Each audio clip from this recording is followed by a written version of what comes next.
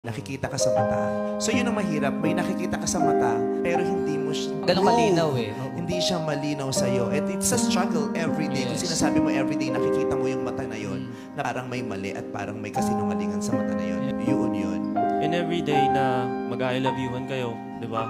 Face to face, ay mata sa mata.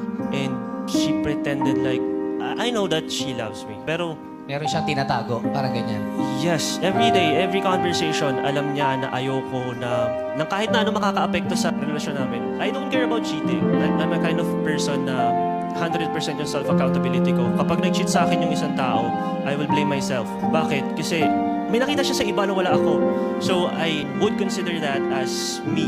Mabigat pa yung girlfriend mo. Hindi naman siya nag-cheat. Napunta lang siya sa isang event. Tapos nandun yung ex niya. May nangyari ba sa inyo na ex mo? Ikaw. Pero ex mo. Wala. Nasa isang lugar lang sila together na wala silang intensyon